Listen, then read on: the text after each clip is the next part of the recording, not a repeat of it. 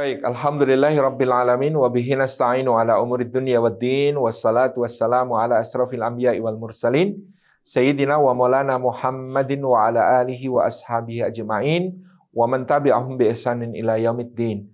Asyhadu an la ilaha illallah al-malikul haqqul mubin wa asyhadu anna Muhammadan abduhu wa rasuluh as-sadiqul wa'dil amin. Hadratul mukarramin yang kami hormati, rekan-rekan pengurus, pembina, dan seluruh jajaran komunitas benih, dan rekan-rekan semua, seluruh peserta kajian kita pada pagi menjelang siang ini yang dirahmati Allah, dimanapun berada, rahimani wa rahimakumullah, puji syukur, kita haturkan kehadirat Allah Subhanahu wa Ta'ala atas limpahan karunia-Nya. Kita dihimpun di dalam majelis ilmu, meskipun hanya secara daring, secara online, insya Allah tidak mengurangi semua keutamaan bermajelis ilmu yang bisa kita raih dari sisi Allah Subhanahu wa Ta'ala. Semoga setiap langkah yang kita tempuh pada hari ini menjadi pemudah jalan kita semua menuju ke surga, dan semoga duduk kita semua termasuk taman di antara taman-taman surga, tempat Allah Subhanahu wa Ta'ala mencurah-curahkan rahmat-Nya, menaungkan sayap-sayap malaikatnya, menurunkan sakinah ke dalam hati kita, dan menyebut-nyebut nama kita semua dengan bangga pada makhluk-makhluk mulia yang ada di sisinya. Hadirin hadirat yang dimuliakan oleh Allah Subhanahu wa Ta'ala, di dalam kehidupan kita hari ini ada istilah-istilah yang mungkin menjadi jamak kita gunakan. Misalnya istilah ta'aruf, ya. Kemudian yang terkait dengan itu tentu karena dia dimaknai secara khusus menuju kepada khitbah, kepada akad, kepada walimah, dan bagaimana segala pernak-pernik yang ada di sekitarnya, aspek-aspek yang melingkupinya, termasuk bagaimana memahamkan orang tua dan masyarakat kita berbasis keyakinan yang kita imani tentang bagaimana menyelenggarakan itu semuanya dengan apa yang diatur oleh Allah dan Rasul-Nya Sallallahu alaihi wa alihi wa sahbihi wasallam. Pertama tentang ta'aruf, ya. Kata ta'aruf ini sebenarnya kata yang umum, ya, yang kita dapatkan dalam Al-Qur'an, misalnya dalam surat Al-Hujurat Allah mengatakan, ya ayuhan nas inna khalaqnakum min dzakari wa untha wa ja'alnakum syu'uban wa qabaila lita'arafu inna akramakum indallahi atqakum. Wahai sekalian manusia, sesungguhnya kami telah menciptakan kalian dari seorang lelaki dan seorang perempuan dan menjadikan kalian berbangsa-bangsa dan bersuku-suku supaya kalian saling kenal mengenal, lita'arafu, supaya kalian ta'aruf, saling kenal mengenal satu sama lain.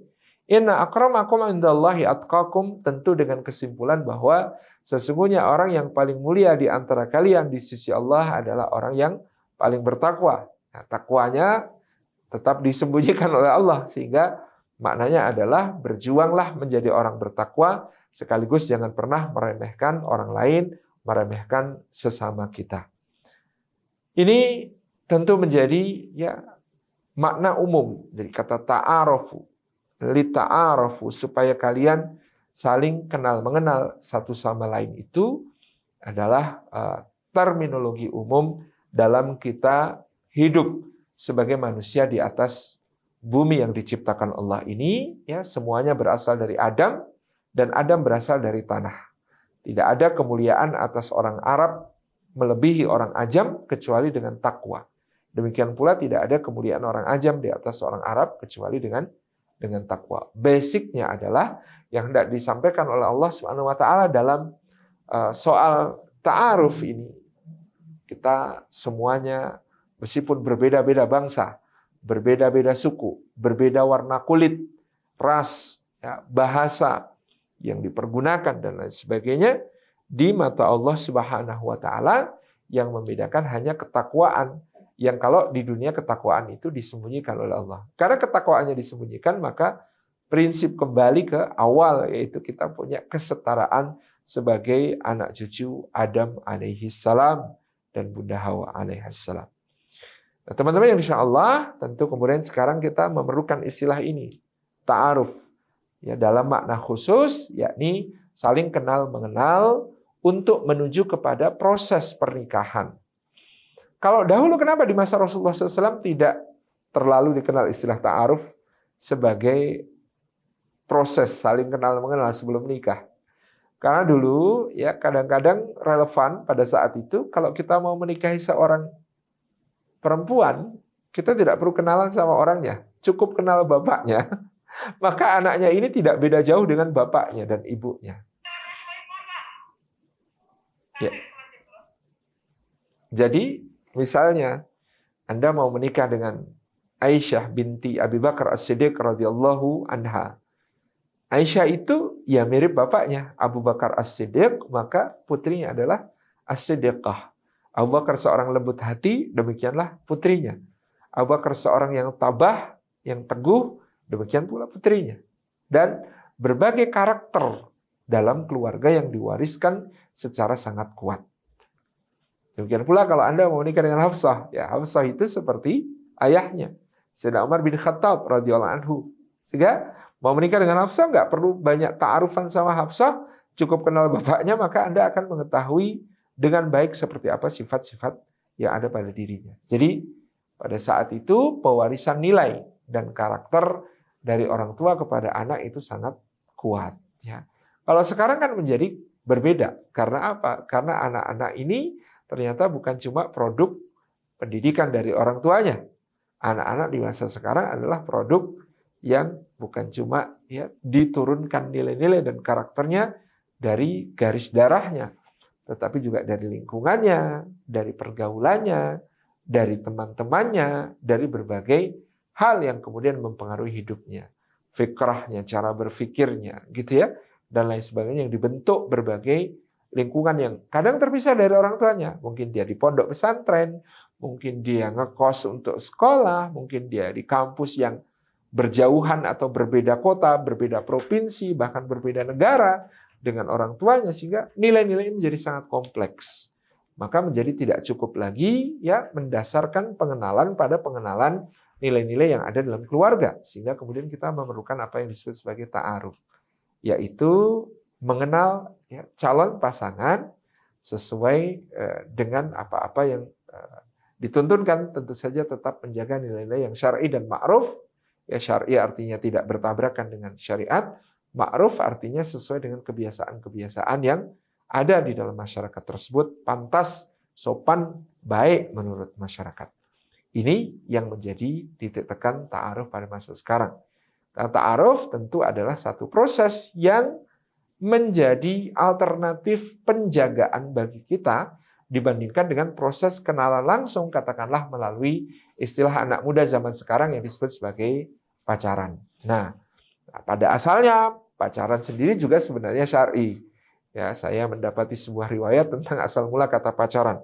Jadi dulu di Sumatera Tengah kalau ada seorang bujang jatuh cinta kepada seorang gadis, maka pada malam bulan purnama dia akan datang ke bawah rumah panggung.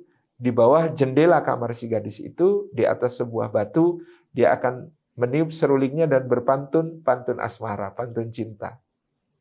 Dia memang sengaja melakukannya di malam bulan purnama dan dengan keras, supaya apa? Supaya bisa ditangkap basah, dipergoki oleh wali atau orang tua dari gadis tersebut. Nah, maka nanti walinya, orang tuanya mengendap-endap keluar dan menangkap basah si pemuda. Dibawalah dia ke ruang tamunya, kemudian mereka beradu pantun, ya memang budaya yang sangat tinggi ya pada saat itu, beradu pantun untuk menjajaki keseriusan si pemuda dalam mencintai si gadis. Kalau serius betul-betul, maka kemudian ya akan diberi waktu si pemuda ini dan si gadis ini untuk sama-sama saling mempersiapkan diri. Si pemuda mempersiapkan dirinya sekaligus keluarganya untuk datang nanti mengkhidbah dan menikahi gadis tersebut, sementara si gadis mulai hari itu akan dipingit untuk ya mendapatkan kursus intensif dari ibundanya tentang bagaimana menjadi istri dan ibu bagi anak-anaknya kelak. Nah, pada saat itulah ya ketika kemudian pantun-pantun ini mengalami persepakatan ya, maka kemudian kuku-kuku dari si gadis dan dari si bujang ini diolesi dengan pacar. Supaya apa? Sebagai penanda itulah waktu yang diberikan. Nah, sejak saat itu ya si gadis dan si bujang disebut sudah pacaran. Arti pacaran adalah kukunya diolesi dengan daun pacar. Nah, dan aktivitasnya tentu syar'i karena malah sejak itu nggak pernah bertemu. Masing-masing sibuk dengan persiapannya, si bujang sibuk persiapan dengan keluarganya untuk melamar dan melakukan proses pernikahan nanti, sementara si gadis sibuk dengan pingitannya untuk mendapatkan kursus intensif bagaimana menjadi istri dan ibu yang baik sesuai dengan ajaran-ajaran leluhur. Jadi dulu pacaran itu maknanya syar'i. Kemudian kita punya bahasa Indonesia yang di kamus besarnya menerjemahkan pacaran sebagai interaksi pranikah yang ditujukan untuk saling mengenal lebih jauh. Nah, ini menjadi satu hal yang kemudian ya definisi ini liar akhirnya keluar dari apa yang seharusnya sampai kemudian dulu tahun sekitar 2004, 2003-2004 beberapa koran di Indonesia melakukan survei di kota-kota besar tentang pengertian pacaran, sampai ada kemudian anak-anak pelajar yang sudah mengatakan kalau nggak pakai ML, nggak pakai making love, nggak pakai berzina, maka tidak disebut sebagai pacaran yang sebenarnya dan seterusnya. Nah, karena itulah kita kemudian punya wacana alternatif yang disebut sebagai ta'aruf. Nah, padahal kalau pacaran dalam makna seperti aslinya tadi juga sebenarnya tidak masalah. Dalam makna aslinya, asli pakai sadde gitu ya. Tapi kalau kemudian kita mengikuti definisi-definisi yang berkembang kemudian tentu akan menjadi persoalan. Nah, oleh karena itulah dimunculkan satu alternatif yang disebut sebagai ta'aruf. Nah, bagaimanakah ta'aruf itu? Ta'aruf ini tentu adalah proses ya juga sama tujuannya untuk saling kenal mengenal satu sama lain untuk melanjutkan secara serius ke jenjang pernikahan jika dirasa adanya kecocokan. Tentu sebagai muslim dia berpanduan kepada apa yang disebutkan oleh Nabi Shallallahu Alaihi Wasallam dalam menentukan kriteria pasangannya yang akan menjadi patokannya kemudian dalam berta'aruf. Ya, patokannya adalah ya tungkahul mar'ah li arba' li jamaliha wali nasabiha wali maliha wali diniha. Dinikahi perempuan itu kata Nabi SAW karena 4 perkara. Yang pertama karena kecantikannya, mayoritas laki-laki menikahi perempuan karena kecantikan. Yang kedua karena nasab keturunannya. Yang ketiga karena hartanya. Agak minoritas sebenarnya. Lelaki kok menikah dengan wanita karena hartanya. Agak materialistik mata duitan itu ya. Tetapi lebih sedikit lagi minoritas lagi yang disebutkan Rasulullah yang menikahi walidiniha karena agamanya. Tetapi kemudian inilah justru yang menjadi rekomendasi beliau sallallahu alaihi wasallam, yaitu fadfar bidzatid din taribat yadak. Maka utamakanlah olehmu, menangkanlah olehmu pilihan berdasarkan agamanya itu, niscaya kamu akan beruntung. Nah, patokannya kan di sini. Demikian pula, ini kan laki-laki memilih perempuan. Bagaimana perempuan memilih laki-laki? Dalam hadis lain Nabi SAW mengatakan kepada wali seorang wanita, apabila datang kepadamu seorang laki-laki yang kamu ridhoi agama dan akhlaknya untuk mengkhidbah perempuan dalam perwalianmu, lalu kamu tidak nikahkan dia dengan perempuan tersebut, niscaya akan muncul fitnah di muka bumi. Ya, ini hadis ini tidak mencapai derajat sahih, tetapi ya meskipun nanti ada beberapa catatan, dia adalah hal yang diamalkan ya, oleh para ulama. Jadi kriterianya istilah Buya Hamka ya, agama itu satu. Agama itu satu. Kalau mau ditambah yang lain ya tambah 0 di belakangnya, gitu ya. Ya kecantikan itu 0. Agamanya baik, salihah, cantik 10, gitu ya. Agamanya baik, cantik, salihah dan keturunan terhormat 100, gitu ya. Ini kalau ya, analoginya Buya Hamka. Kemudian agamanya baik 1, kemudian salihah, keturunan cantik, keturunan yang mulia, sekaligus adalah dia memiliki harta yang bisa mendukung perjuangan suaminya. 1000. Saya ibunda kita Khadijah radhiyallahu anha itu dikatakan sebagai wanita 1000 gitu ya, karena memiliki kesemua yang kemudian ada pada seorang wanita. Tetapi semua itu 0, kosong kalau tidak ada agama. Maka agama yang menempati tempat pertama dan utama yaitu dengan angka 1 tadi. Tanpa yang lain pun 1 agama itu sudah bernilai, gitu ya. Jadi tidak akan berbahaya, justru akan menjadi kebaikan. Ini yang kemudian menjadi hal yang sangat mendasar bagi semuanya. Maka demikian pula yang sebaliknya bagi seorang wali dalam menentukan siapa laki-laki yang akan menjadi pasangan dari anak perempuannya. Di sini mengisyaratkan juga tanggung jawab yang ada pada seorang wali. Ini yang saya sering ditanyakan oleh para akhwat, kalau di Indonesia itu kan budayanya laki-laki yang aktif, sementara perempuan itu pasif menunggu. Nah, padahal tuntunan agama kita menyebutkan pihak perempuan pun bisa melakukan inisiatif, seperti yang dilakukan ibunda kita Khadijah misalnya kepada Muhammad SAW di waktu mudanya. Itu adalah sebuah inisiatif ketika dia mengutus Maisarah budaknya untuk menjajaki kemungkinannya bisa menikah dengan Muhammad SAW, dan akhirnya kemudian diurus oleh Maisarah dan Abu Talib sehingga mereka pun akhirnya menikah. Bagaimana konteks latar sosial budaya kita bisa menyesuaikan dengan itu? Saya sering mengatakan bahwa inisiatif itu bisa datang dari pihak perempuan karena memang tanggung jawab dari wali itu bukan hanya menjadi juri, tapi menjadi panitia. Dia bertugas mencarikan suami yang saleh untuk anak-anaknya, untuk wanita yang ada dalam perwaliannya. Itulah yang ditunjukkan Sayyidina Umar bin Khattab yang menyadari tanggung jawab pada pribadinya sebagai seorang wali. Ketika Khunais bin Hudzafah As-Sahmi radhiyallahu anhu, Khunais bin Hudzafah As-Sahmi ini adalah menantu beliau, suami dari Sayyidah Hafsah binti Umar, ini gugur di perang Badar. Jadi Khunais gugur di perang Badar. Ketika Khunais gugur, begitu masa iddah dari Sayyidah Hafsah ini habis, Sayyidina Umar segera proaktif. Dia mendatangi Sayyidina Abu Bakar As-Siddiq, mencoba untuk menawarkan ibunda kita Hafsah untuk dinikahi oleh Abu Bakar. Abu Bakar hanya diam, tidak merespon apa yang disampaikan Umar, sehingga Umar pun meninggalkannya dan beralih kepada Sayyidina Utsman. Ketika itu Sayyidina Utsman baru saja ditinggal wafat oleh Sayyidah Ruqayyah binti Rasulullah SAW, putri Nabi yang menjadi istrinya. Maka Utsman ketika itu meminta waktu untuk berpikir kurang lebih 3 hari. Setelah 3 hari selesai, ketika Umar bertanya, ternyata Utsman menjawab, untuk saat ini dia belum terfikir untuk menikah dengan Hafsah.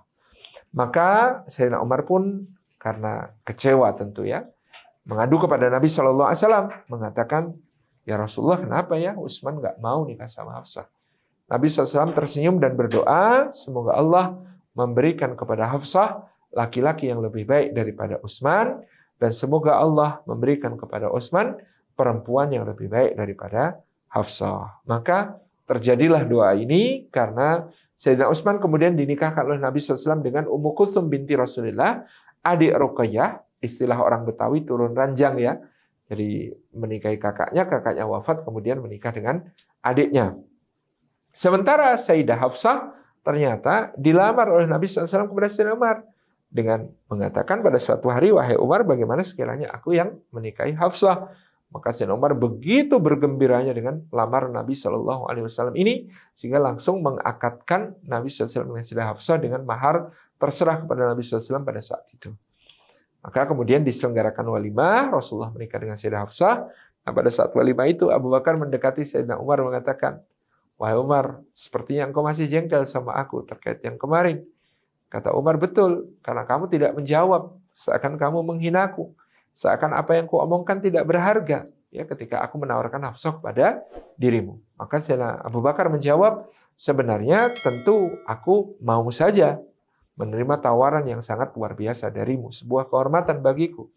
Hanya saja aku telah mendengar Rasulullah SAW menyebut-nyebut Hafsah beberapa hari sebelumnya, maka tentu aku tidak akan melangkahi Rasulullah SAW. Umar mendelik mengatakan, lah kenapa kamu nggak cerita kalau Rasulullah menyebut-nyebut Hafsah? Kata Sayyidina Abu Bakar, tentu aku tidak ingin membuka rahasia Rasulullah. Tentu biarlah beliau sendiri yang menyampaikannya kepada dirimu. Masya Allah ini Abu Bakar As-Siddiq, seorang sahabat utama yang demikian luar biasa perhatiannya kepada Nabi SAW dan keluarganya.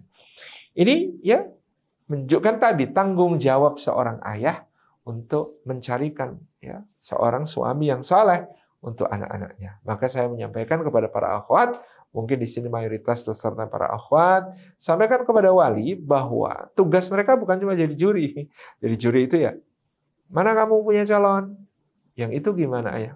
Ayah nggak setuju, ya. Celananya nggak rapi gitu penampilannya, jenggotnya nggak simetris, nah, gitu. Misalnya begitu. Jadi tidak untuk menjadi juri, tetapi untuk menjadi panitia. Untuk menjadi panitia maknanya untuk sampai pada level tadi mencarikan suami yang soleh pada anaknya. Maka ya mungkin Anda juga bisa melakukan inisiatif dengan kakak, misalnya punya abang, bang, gimana kalau teman abang buat aku, teman aku buat abang. Maksudnya gimana, Dik? Ya kita tukeran teman, ya nyari abang punya teman yang soleh, kenalkan sama aku. Kalau aku punya teman solihah, aku kenalkan sama abang, gitu. Boleh seperti itu. Demikian pula misalnya kepada ayah seorang putri titip, ayah nanti kalau pergi sholat subuh berjamaah, coba lihat soft terdepan, kalau ada yang muda, penampilannya rapi, zikirnya lama, ya ajak pulang ke rumah, gitu ya. Tuh, sarapan pagi biar aku yang masak. Misalnya begitu. Jadi ada inisiatif yang bisa ditempuh. Atau kalau nggak ada bapak, kakek. Kakek nanti kalau Jumatan, lihat soft paling depan, yang zikirnya khusyuk, lama, penampilannya eksekutif muda, ya ajak ke rumah ya, makan siang. Oh siap cuy, insya Allah. Ternyata yang diajak pulang kakek seumur beliau semua. Loh kakek kok tua semua ya? Kalau soft terdepan isinya kayak begini cuy, tidak ada yang muda-muda, itu tidak ada, semuanya seumur ini yang soft terdepan gitu ya. Ini contoh. Jadi ada inisiatif yang dilakukan ya. Saya suatu saat pernah mengalami satu kejadian semacam ini yang sangat menarik gitu ya. Saya memberi khutbah Jumat di sebuah masjid. Ya, selesai sholat Jumat kemudian saya ditemui oleh seorang bapak yang berpenampilan rapi dan ya saya melihat dari kalangan keluarga berada begitu dari penampilan beliau. Dan belum menyampaikan, Assalamualaikum nak Ustadz, boleh matur sedikit. Oh iya Pak, silakan. Mohon maaf, Masya Allah tadi khutbahnya bagus sekali, nak Ustadz. Nak Ustadz tinggal di mana? Saya cerita. Namanya ini. Oh iya, nak Ustadz boleh nggak bertanya agak private? Mohon jangan tersinggung ya, nak Ustadz ya. Iya Pak, silakan. Nak Ustadz sudah menikah belum? Saya mengatakan, Alhamdulillah Pak, sudah, dan saya sudah memiliki beberapa anak. Oh, Masya Allah, Alhamdulillah. Loh, memangnya kenapa Pak? Enggak, nah Ustadz saya itu punya anak perempuan. Ini tuh rencana mau dapat beasiswa untuk S2 ke Jerman. Tapi saya mana mungkin mau melepas dia kalau dia belum ada yang jagain. Saya tuh berharap gitu ya, sebelum dia berangkat ke Jerman bisa nikahkan anak saya, nemenin dia nanti ke Jerman. Oh, Masya Allah Pak, coba nanti saya carikan teman saya yang mungkin cocok untuk putri Bapak. Mungkin biodatanya putri Bapak bisa dikirim ke saya. Nah, loh, seperti apa ya format biodatanya? Nanti saya kirim formatnya Pak. Nanti saya kirim formatnya, biodatanya, terus nanti Bapak isi kirim ke saya. Betul, dikirim ke saya. Ternyata ada teman lain yang juga mau S3 ke Jerman, gitu ya. Nah, kayaknya mungkin meskipun nanti terbukti ternyata beda kota, tapi akhirnya Bismillah saya pertemukan. Ya, dita'arufkan, kemudian alhamdulillah betul mereka akhirnya menikah. Menikah, berangkat bersama ke Jerman, meskipun tahun pertama masih harus LDR ya, beda kota, kadang harus tapi Masya Allah semuanya menjadi satu keberkahan. Jadi ikhtiar orang tua, para wali ini tidak akan disia-siakan oleh Allah.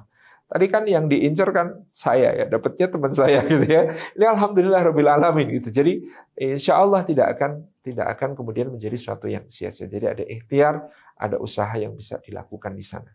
Ini sedikit catatan tentang ikhtiar dari teman-teman akhwat.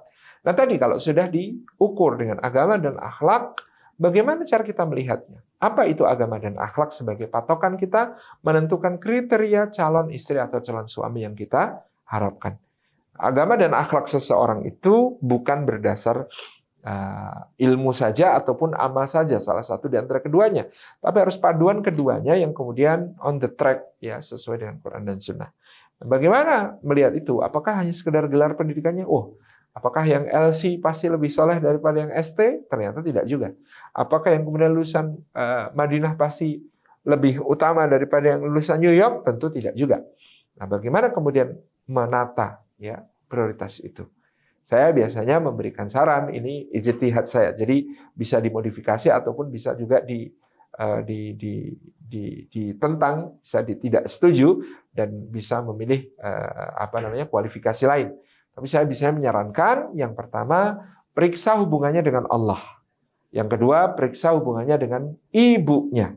Yang ketiga, periksa hubungannya dengan teman sebayanya. Yang keempat, periksa hubungannya dengan anak-anak kecil. Yang pertama, periksa hubungannya dengan Allah Subhanahu wa taala. Karena kalau dia bisa mengkhianati Allah, naudzubillah min dzalik, jauh lebih ringan bagi dia untuk mengkhianati pasangannya. Kalau dia bisa mengkhianati Allah, jauh lebih ringan baginya untuk bisa mengkhianati pasangannya. Nah, makanya perhatikan hubungannya dengan Allah. Ya, caranya gimana ya? Ya, ini cuma contoh, tapi banyak modifikasi lain untuk menggali bagaimana hubungannya dengan Allah. Misalnya akhwat, ada ikhwan PDKT ngajak ta'aruf ya. Kemudian Anda ingin mengenal bagaimana hubungannya dengan Allah, datangi masjid yang paling dekat dengan tempat tinggal ikhwan itu, atau bisa tanya kemudian biasanya sholat di masjid mana gitu ya. Datangin masjidnya, kemudian tanyakan kepada marbot setempat dengan menunjukkan foto profilnya. Ini Mas ini kalau subuh kelihatan nggak Pak? Lalu jawaban marbotnya ternyata mencengangkan ya. Jawaban marbotnya bukan cuma kelihatan kalau subuh Mbak ini. Ini Mas ya ini kalau subuh sering rebut tugas saya. Tahu-tahu sudah berdiri di mikrofon mau adzan. Padahal adzan kan tugas saya digaji untuk itu. Saya jadi merasa makan gaji buta gara-gara dia ini rajin banget ke masjid dan sering adzan. Kalau itu sudah centang satu. Oke, masuk gitu ya. Ini contoh. Nah, bagaimana dengan hubungannya dengan ibunya gitu ya, Pak. Contoh, kita datang kepada tetangga rumahnya, tanya, Bu, mohon maaf, pernah nggak Mas ini bentak-bentak ibunya? Ibu lihat dia bentak-bentak ibunya, mungkin di halaman atau di mana. Oh, nggak pernah Mbak, ini Mas ini tuh soleh banget. Kalau pagi itu dia pamit sama ibunya lagi nyapu halaman, dia cium tangannya, kepalanya dielus-elus sama ibunya, didoakan. Terus dia kemudian jalan ke arah pagar itu, mundur ya sambil dada-dada sama ibunya seakan nggak mau berpisah gitu ya, sampai ke trotoar di kelokan jalan, baru dia kemudian balik badan untuk menuju ke arah depan gitu ya. Jadi wah ini masuk yang kedua. Yang ketiga, bagaimana hubungannya dengan temannya, karena almaru ala dini khalilihi, orang itu bisa dinilai dari agama temannya. Kita bisa melihat seperti apa sih teman-teman akrabnya, seperti apa sih mereka itu, karena itu yang juga menjadi cermin tentang siapa orangnya yang mau jadi calon kita ini. Sekaligus di situ kemudian kita juga bisa mungkin melakukan wawancara-wawancara pendek kepada teman-temannya akrab itu. Apakah dia terkenal bisa dipegang kata-katanya, selalu memenuhi janjinya, kalau ngutang bayar tepat waktu, tidak ngemplang gitu ya, atau kemudian dia tidak pernah nikung, tidak pernah mengkhianati pertemanan dan sebagainya. Itu seperti itu bisa sangat kita ketahui dari teman-temannya. Yang keempat adalah bonus ya, menurut saya hubungannya dengan anak kecil. Ini nanti terkait dengan kapasitasnya di dalam parenting, dalam menjadi ayah ataupun bunda yang baik bagi anak-anaknya. Ya, kalau dia akrab dengan anak kecil, ya apalagi dia guru TPA atau TPQ, Masya Allah, itu prospektif bisa dijadikan prioritas. Ini contoh, gitu ya. Jadi hubungan dengan Allah, hubungan dengan ibu, ya tadi kalau sama ibu saja nggak bisa hormat, jangan pernah berharap dia bisa hormat sama pasangan, bisa gitu ya. Hubungan dengan teman sebaya dan hubungan dengan anak-anak kecil itu akan menjadi satu modal penilaian yang saya kira cukup memadai untuk melihat kualitas agama dan akhlak seseorang. Nah, bagaimana format dari ta'aruf? Saya menyampaikan bisa menyusun form ya. Form ini sederhana saja. Yang pertama, berisi nama, ya identitas ya, tempat tanggal lahir, alamat lengkap, ya data keluarga, ayah, ibu, saudara-saudara, kemudian tentang data pribadi, tinggi badan, berat badan, penyakit yang pernah diderita, barangkali pendidikan, ya, kemudian keterampilan yang dimiliki, atau kemudian diisi juga dengan kriteria calon yang saya inginkan, kemudian visi misi dalam membangun keluarga, ya, kemudian kebiasaan-kebiasaan yang biasanya dilakukan di dalam keluarga, ya, ormas latar belakang keluarga dan lain sebagainya, itu bisa dicantumkan semua itu. Nah, dengan kurikulum vitae atau dengan CV ta'aruf ini kemudian kita bisa memproses ya saling perkenalan. Tentu ada pilihan untuk misalnya memprosesnya secara pribadi. Ya. Kalau asal satu sama lain antar ridho. Uti, saya mau ta'aruf, ini biodata saya. Saya minta kalau Anti juga berkenan untuk ta'aruf dengan saya, tolong saya diberikan biodata dengan format yang serupa. Boleh, asalkan bisa menjaminkan keamanan dan tidak terjadi fitnah-fitnah sepanjang proses ta'aruf. Tapi saya biasanya menyarankan lebih baik melalui perantara.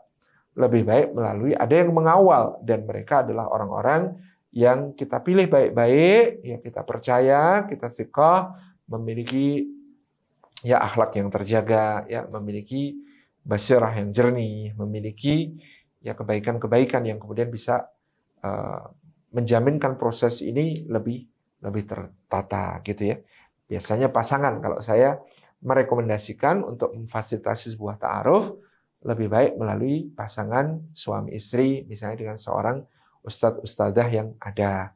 Ya kita mohon kesediaan mereka untuk mendampingi proses ta'aruf tersebut gitu ya, sehingga dia bisa mengawal apa-apa yang kemudian perlu untuk dijaga kesyar'iannya dan kemakrufannya di sepanjang proses ta'aruf. Saya dulu sendiri dikawal oleh pasangan seorang ustadz dan ustadzah, ya menyerahkan biodata masing-masing, mempelajari, mengkaji.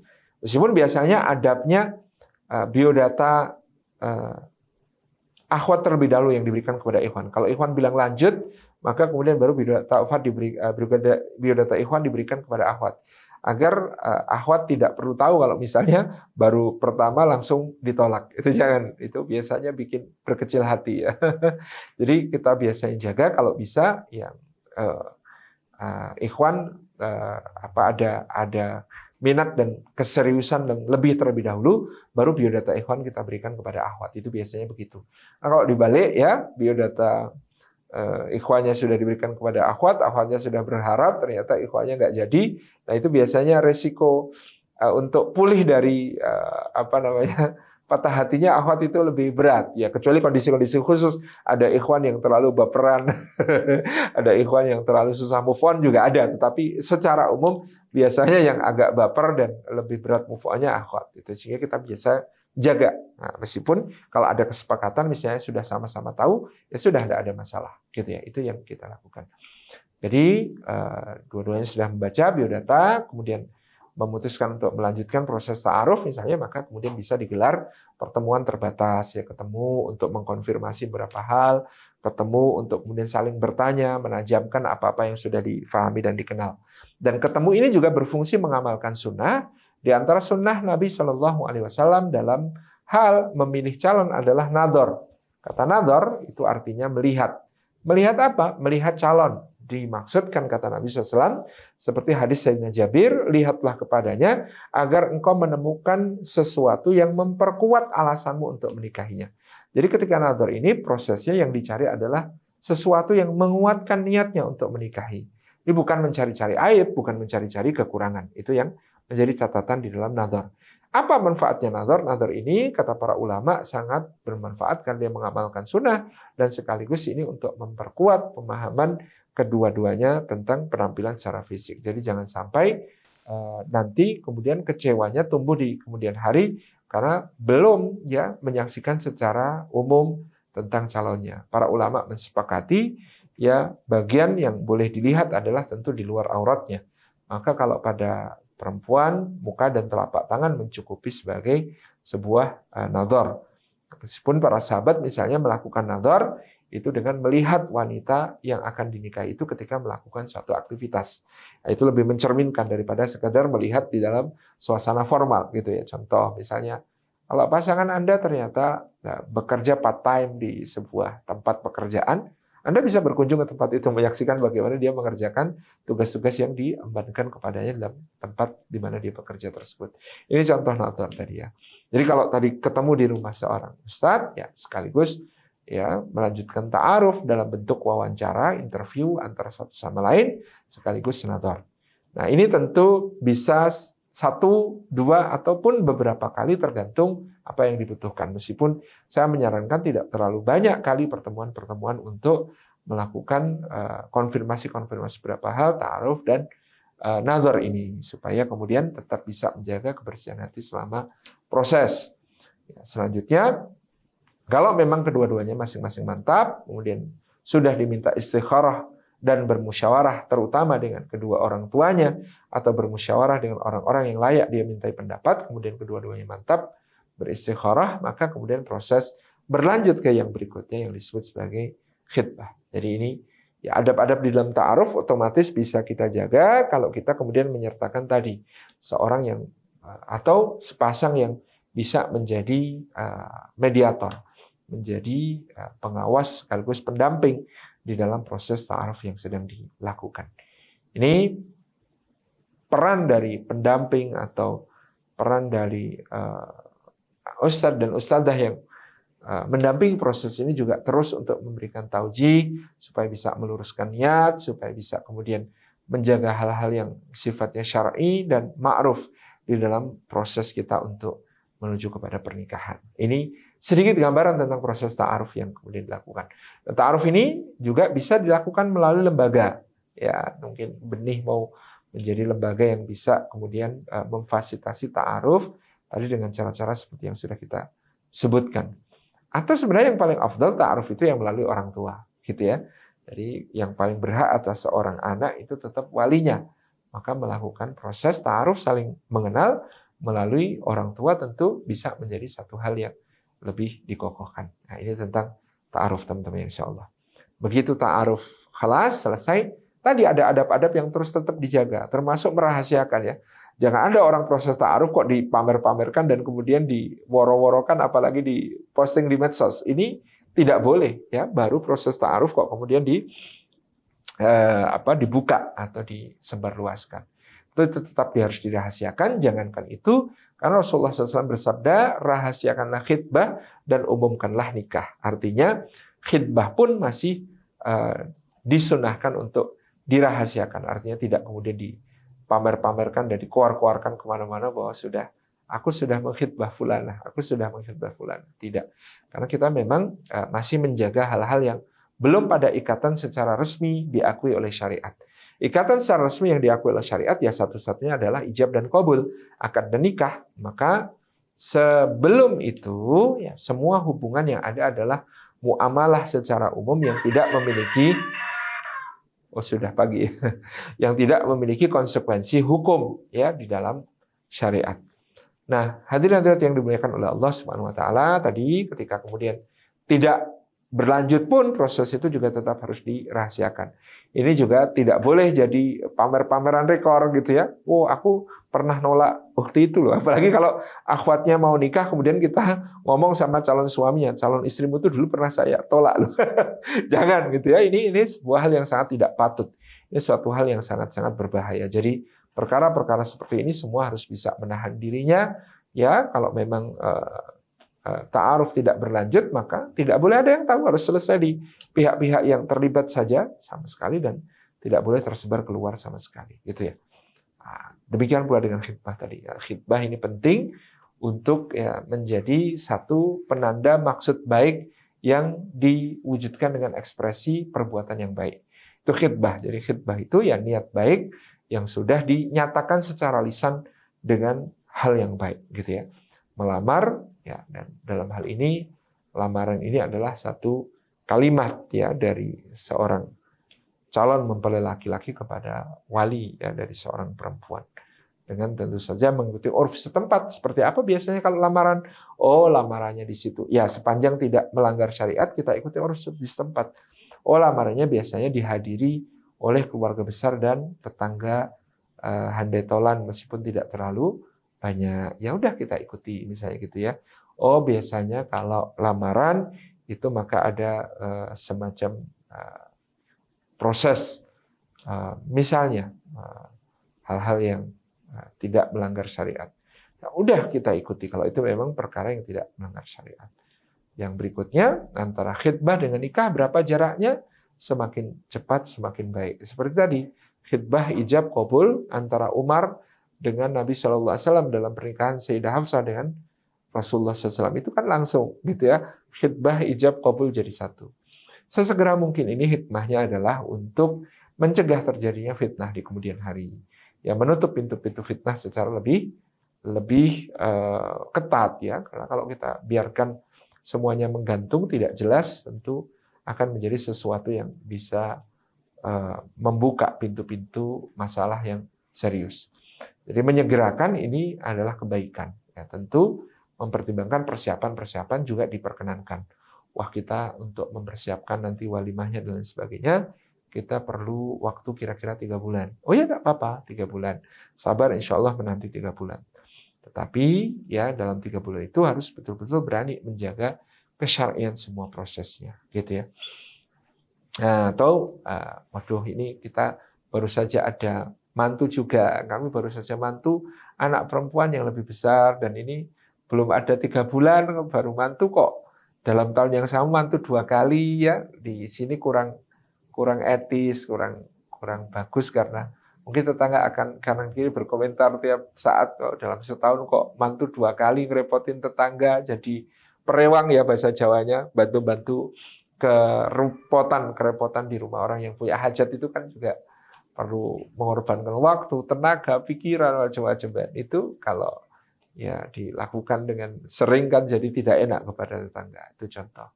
Ya tentu kita mempertimbangkan uruf yang semacam itu juga dengan sebaik-baiknya. Jangan sampai ya berlawanan dengan apa-apa nilai yang ada pada sebuah keluarga ataupun masyarakat. Jadi ini khitbah kemudian menuju kepada akadnya. Adapun akad sendiri adalah inti dari proses pernikahan itu, yang akad itu sebenarnya sangat sederhana. Ya hanya dibutuhkan ijab dan qabul, kemudian ada wali yang hadir di situ, sekaligus 2 saksi yang kemudian akan menjadi saksi bagi terucapnya akad ijab dan qabul tersebut. Dengan tambahan berupa adanya mahar, baik yang dibayar secara tunai maupun tidak, ya, yang kemudian menyertai akad nikah tersebut. Ini yang kita lakukan ya, Bapak Ibu yang dirahmati Allah, teman-teman semuanya, proses yang kemudian disebut sebagai akad nikah. Ya, di dalam akad nikah ini tentu yang tadi menyertai ya harus diperhatikan betul-betul tentang wali, saksi dan juga al-mahru. Ya, mahar itu tentu yang memiliki nilai ya. Pihak wanita yang sebaik-baiknya adalah yang ringan maharnya, tetapi dia wanita memiliki hak untuk menetapkan mahar berapapun yang dia inginkan, yang dia kira dia telah mempertimbangkan bahwa suaminya insya Allah mampu memenuhi itu semua. Ini tentang akadnya. Nah, Rasulullah SAW mengatakan tadi, ya rahasiakanlah khitbah, wa'alinun nikah, dan umumkanlah pernikahan. Ya. Memang pernikahan itu syariatnya adalah i'lan, adalah terang-terangan, diperlihatkan, dipertontonkan, diumumkan. Kenapa? Sebagian ulama mengatakan yang membedakan zina dan nikah adalah yang satu sembunyi-sembunyi, yang satu terang-terangan, gitu ya. Jadi kalau nikah itu ya terang-terangan, jahar. Maka di sini saya termasuk yang kurang ya, menyetujui konsepsi nikah secara sirri, meskipun itu sah dalam hukum syariat, sah menurut fikih. Tetapi dikhawatirkan, kan kita agama ini juga saddud dzara'i', menutup pintu-pintu kerusakan. Dikhawatirkan ada hak-hak yang terdolimi ketika terjadi persoalan. Misalnya hak istri yang dinikah secara sirri dan tidak terdokumentasi, tercatat sebagai suami istri oleh hukum negara. Kalau misalnya timbul sengketa, nanti hak-haknya tidak bisa dibayarkan, hak-haknya tidak bisa ditunaikan, tentu akan menjadi kerugian bagi yang bersangkutan. Nah, juga tadi menurut guru kami, Allahu yahfaduh, Kiai Ghazali Mukri, ya nikah kok sembunyi-sembunyi. Nikah itu, sirri itu kan artinya rahasia, tersembunyi. Itu tidak sesuai dengan makna nikah yang tadi disebutkan Rasulullah. Wa'alinun nikah, nikah itu sudah selayaknya diumumkan, ya disebarluaskan, sosialisasikan ya. Makanya dalam melaksanakan walimah ini sunnah muakkadah.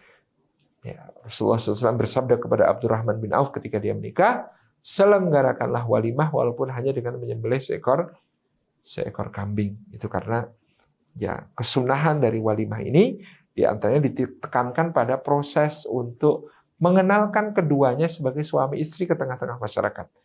Agar masyarakat tahu betul, oh kenapa kok jalannya berdua kemana-mana gandengan. Sudah suami istri, lu kok tahu? Ya kemarin sudah diwalimahkan. sudah ada perayaan tasyakurannya yang kemudian ya sudah diumumkan di situ bahwa ini adalah suami dan istri yang minta didoakan, gitu ya. Ini adalah satu proses. Jadi a'linun nikah atau umumkanlah pernikahan itu perkara yang sangat penting. Jadi fungsi utama walimah itu bukan makan-makannya.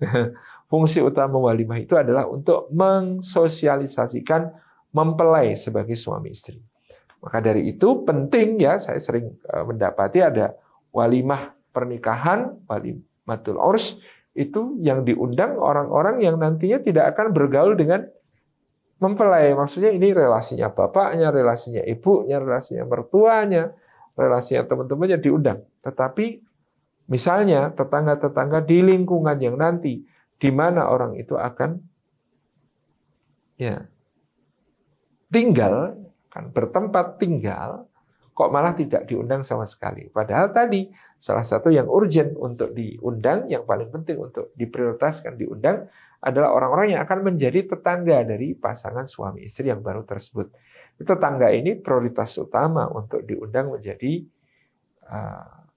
tamu yang mendoakan di dalam acara walimatul urs yang diselenggarakan oleh pihak tersebut. Jadi ini penting bahwa fungsi dari walimah itu adalah tentang bagaimana kita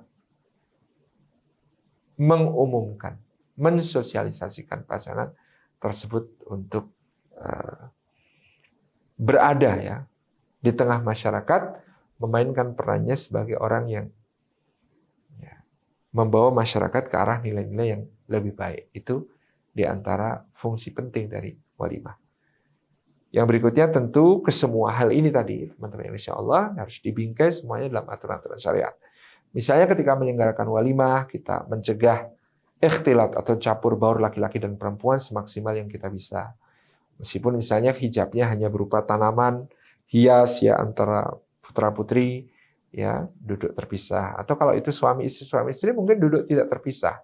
Tetapi kemudian bagaimana caranya supaya kemudian semuanya berada dalam koridor yang dibolehkan.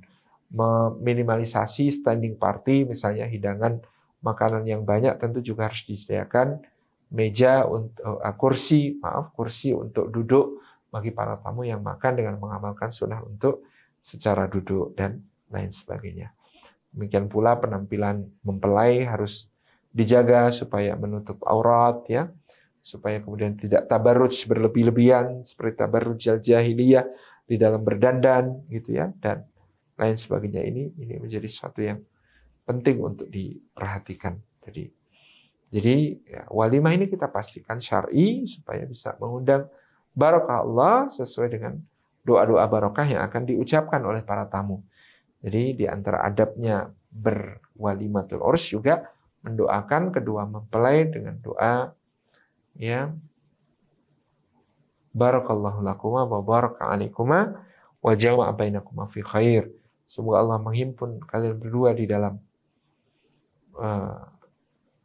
menganugerahkan kepada kalian berkah ya dalam perkara-perkara yang berupa nikmat, yang mudah, yang mendapat, yang lapang, yang mungkin kaya dan lain sebagainya. Itu nikmat yang patut disyukuri.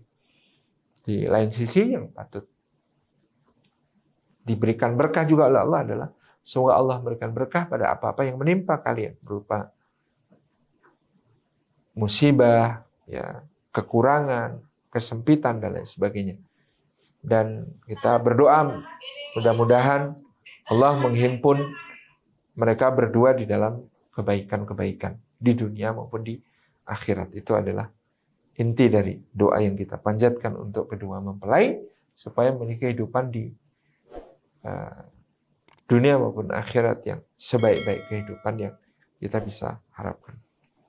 Nah, hadirin-hadirat yang dimuliakan oleh Allah, terakhir bagaimana mensosialisasikan apa-apa yang kita yakini kepada orang tua. Tentu ini termasuk ujian yang paling mendasar bagi orang-orang yang akan menikah adalah bagaimana mereka mengkomunikasikan prinsip-prinsip baik dalam fikih, prinsip-prinsip dalam soal tadi akidah, jangan sampai ada hal-hal yang berbau syirkiyah, bersifat kesyirikan di dalam acara-acara pernikahan tersebut.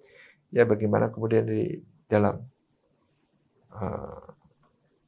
apa yang dijalankan tersebut semuanya berjalan sesuai nilai-nilai syar'i. Ini sangat penting. Kemudian Bapak Ibu yang dirahmati oleh Allah Subhanahu wa taala, tentu ini semuanya ya adalah gambaran ringkas saja, mudah-mudahan bermanfaat, dan insya Allah nanti kita lanjutkan dengan diskusi tanya jawab jika ada kesempatan. Nah, sebelumnya kami kembalikan terlebih dahulu kepada moderator. Jazakumullahu khairan katsiran.